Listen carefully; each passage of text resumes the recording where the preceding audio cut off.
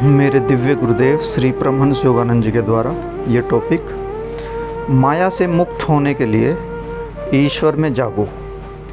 तो सबसे अच्छा तरीका यही है, ईश्वर पर अधिक निर्भर रहें। ईश्वर की शक्ति सर्वश्रेष्ठ है। उनकी रोग निवारक शक्ति को प्राप्त करने का सबसे अच्छा तरीका यह है कि उस असीम शक्ति में विश्वास करें और साथ ही इस बात को भी समझें कि आपका शरीर एक स्वप्न मात्र है और उसकी ओर अत्यधिक ध्यान न दें। उसके बारे में अति चिंतित क्यों हों। शरीर की यथा उचित देखभाल कीजिए और फिर उसे भूल जाइए। विवेक और मर्यादा का पालन कीजिए। शरीर को तिरस्कृत मत कीजिए, परंतु प्रभु के चिंतन में इस प्रकार मग्न रहिए कि अकस्मात माया के सारे बंधन खोल दें, और तब आप देखेंगे कि यह शरीर जिसे कोई क्षति पहुंचने की ओर से आप इतने चिंतित थे, उनकी एक मानसिक कल्पना मात्र है और इसमें आपको भयभीत होने की कोई बात नहीं है। यही सिद्ध अवस्था है। अधिकांश लोगों पर उनके कर्मों का प्रभाव इतना बलवान रहता है कि वे इस दिव्य सूक्ष्म तत्व को किसी प्रकार समझ नहीं सकते। परंतु जरा विचार कीजिए, कितनी बार आप इस जगत में शरीर धारण कर पैदा हुए हैं और कितनी बार आपने बुरी आदतों को जन्म दिया है और परास्त भी कर दिया है, और कितनी बार आपने आनंद और दुख को अनुभव किया है, सुख और रोग को, वार्धक्य या मृत्यु को अनुभव किया है। कब तक आप इस आत्म सम्मोहन में रहना जारी रखेंगे? इससे बाहर निकलिए। भगवान श्री कृष्ण ने कहा था, इस दुख में संसार सागर से दूर हो जाओ हे अर्जुन। भगवान के साथ एक हो जाइए, ईश्वरीय चैतन्य में जागिए। जैसे ही आप उसमें जाग जाएंगे, आपको सारे भय सदा के लिए स्वयं समाप्त हो जाएंगे। यह शरीर कभी मुझे नित्य सत्य लगता था, अब यह मेरे लिए कोई मायने नहीं रखता। कभी कभी मैं अपने शरीर को निश्चल और प्राण रहित पड़ा देखता हूँ। मैं एक स्वप्न के भीतर और एक स्वप्न देखता हूँ। इस संसार के स्वप्न में मेरे मृत शरीर का स्वप्न, परंतु जैसे ही मैं अंतर में झांकता हूँ और परम तत्व को देखता हूँ, वैसे ही सारे स्वप्न विलुप्त हो जाते हैं। कोई भी स्वप्न नहीं रहता। ये सब वास्तविक अनुभव हैं।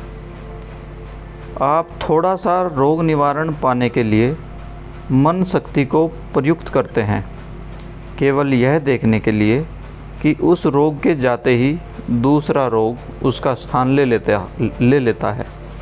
इसके बदले क्या आप यह सर्वोच्च प्रयास नहीं चाहेंगे जिससे आप ईश्वर की गोद में बैठकर शरीर को केवल एक स्वप्न के रूप में देख सकेंगे? उसकी रुग्णता, स्वास्थ्य, जीवन, मृत्यु के अनुभवों से पूर्णतः अछूते रहेंगे। जब आपकी आत्मा से अज्ञान अंधकार हट जाएगा और आप शरीर की स्वप्न मूलता को सचमुच अनुभव कर लेंगे, यानी कि जब आप ये अनुभव करने लगेंगे कि हमारा जो आपका शरीर है, हमारा शरीर है, ये ईश्वर के स्वप्न विचार के अलावा कुछ भी नहीं है। हम ईश्वर की अमर संतान हैं जो थोड़े समय के लिए शरीर बने हुए हैं। तो हम इस स्वप्न से जागें और यह देख पाएँ, इस चीज़ का अनुभव कर पाएँ, इसका आत्मज्ञान कर पाएँ कि हम शरीर नहीं हैं। तब आप यह भी देखेंगे कि ईश्वर ने आपके शरीर को स्वस्थ कर दिया है। फिर आप और कभी अस्वस्थ नहीं होंगे, अतिरिक्त इसके कि आप संत फ्रांसिस की तरह दूसरों की सहायता करने के लिए स्वेच्छा से अपने शरीर में रोगों को लेना चाहेंगे। यह सब इतना गहन है कि यदि शायद आप इसे समझ न पाएँ, परंतु आप इस दृष्टांत से समझ सकेंगे। दो लोग अलग अलग स्वप्न देख रहे हैं कि वे अस्पताल में भर्ती हैं। एक ठीक हो जाता है और दूसरा बीमार ही रहता है। पहला मनुष्य सोचता है, आहा, मैं कितना सुखी हूँ, कितना अच्छा लग रहा है मुझे। दूसरा सोचता है, मैं कितना अस्वस्थ हूँ, कितना दुखी हूँ मैं। परंतु जब दोनों स्वप्न से जागते हैं तो दोनों ही इस बात को समझ जाते हैं कि वे न तो अस्वस्थ थे और न ही स्वस्थ हुए थे। वास्तव में न तो कोई रोग है और न किसी प्रकार की कोई अस्वस्थता।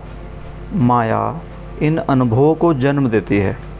जैसे ही अनुभव आप करते हैं कि सब कुछ केवल ईश्वर का घनीभूत विचार है, ईश्वर का घनीभूत स्वप्न है, वैसे ही फिर आपको ईश्वर के इस नाटक में कुछ बुरा नहीं लगता।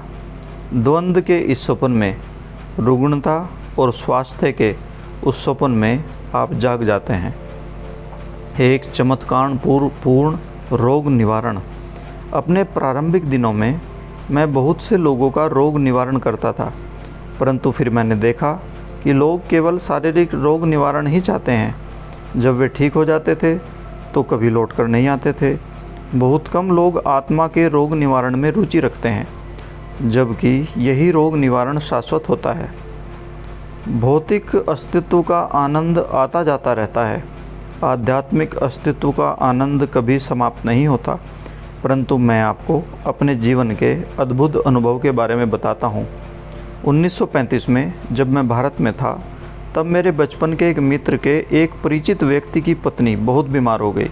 वे चाहते थे कि मैं उनके घर में जाकर उनकी पत्नी को देखूं, परंतु मैंने कहा, आप कृपया मुझसे वहां चलने का आग्रह न करें। मैं जो कहता हूं वह आप करेंगे तो वे ठीक हो जाएंगे। उन्होंने मुझे वहीं चलने का आग्रह जारी रखा, परंतु अंतर में भगवान मुझे बता रहे थे मैं वहां न जाऊं। अंत में मैंने कहा, आप कृपया जैसा मैं कहता हूं वैसा कीजिए, फिर देखिए क्या होता है। वे घर चले गए और मैंने उनसे जैसा करने के लिए कहा था वैसा उन्होंने किया। पत्नी का ज्वर चला गया, परंतु अगले ही दिन दोपहर को 3 बजे ज्वर यानी कि फीवर फिर से आ गया और उसके बाद प्रतिदिन लगभग उसी समय उनका ज्वर यानी कि फीवर लौट आता था। एक दिन वे सज्जन फिर मेरे पास आए। उन्होंने कहा, गुरुदेव, उसका ज्वर नहीं जा रहा है, कृपया करके कुछ कीजिए। मैंने कहा, उन्हें केवल ईश्वर ही ठीक कर सकते हैं। वे बार बार कहने लगे, आप केवल एक बार आ जाएं तो वह अच्छी हो जाएगी। आखिर मैं मान गया, परंतु जब मैं उनके घर गया तब ज्वर का यानी कि फीवर का, बुखार का प्रकोप अत्यंत भयंकर हो गया था। इसके कुछ ही दिन बाद मैं कहीं जाने के लिए कार में बैठा ही था कि वही सज्जन फिर आ पहुँचे। रोते रोते वे कहने लगे, मेरी पत्नी दम तोड़ रही है। मैं कार में ही चुपचाप बैठा रहा और अपनी गहराइयों से प्रार्थना करने लगा। जैसे ही मैंने प्रार्थना समाप्त की, मैं जान गया कि मेरी प्रार्थना स्वीकार की जाएगी। तब मैं उनके घर गया। लगभग 25 लोग वहाँ उपस्थित थे। उस सज्जन की पत्नी पलंग पर मृत प्राय अवस्था में पड़ी हुई थी। उनके पति ने रोते रोते उन्हें झकझोरना शुरू किया, यह सोचकर कि झकझोरने से उनके शरीर में श्वास लौट आएगा। मुझे यह देखकर बड़ा क्रोध आया कि उन्हें भगवान में विश्वास नहीं था। आप सब लोग उस दिन वहाँ होते तो कितना अच्छा होता, क्योंकि उस दिन वहाँ जो कुछ हुआ उसे देखकर आप सबका भगवान की शक्ति में पूर्ण विश्वास हो जाता। मैंने उस महिला के ललाट पर अपना हाथ रखा, फिर मैंने हल्के से उसकी छाती का स्पर्श किया। ऐसा प्रतीत होता था कि उसके शरीर में प्राण बिल्कुल ही नहीं थे, परंतु मैं अपना हाथ उसकी छाती पर रखे हुए ही था कि थोड़ी देर में उसके पांव थरथराने लगे और फिर उनका पूरा शरीर थरथराने लगा। उसकी जीभ जो मुंह से बाहर लटकी हुई थी अंदर चली गई और उसने अपनी आंखें खोली। उसने थोड़ी हलचल की, फिर चेहरे पर हल्की मुस्कुराहट के साथ मेरी ओर देखा। मैंने अपने जीवन में जो कुछ अलौकिक अद्भुत देखा है उसमें यह एक घटना भी शामिल है। वह महिला भगवान की शक्ति से स्वस्थ हुई थी और उसका ज्वर यानी कि फीवर फिर कभी लौट कर नहीं आया। मैं यह सब केवल ईश्वर की महिमा बताने के लिए कह रहा हूँ। जब आप ईश्वर को जान लेते हैं तब किसी भी बात का श्रेय आप स्वयं पर नहीं ले सकेंगे। उस महिला के पति ने सुन रखा था कि मुझ में रोग निवारक शक्ति है, परंतु मैं उसे ईश्वर की असीम शक्ति में विश्वास करने के लिए मनाने का प्रयास कर रहा था। स्वस्थ होने के लिए विश्वास आवश्यक है। मन के सहयोग के बिना और विश्वास के बिना रोग निवारण नहीं हो सकता।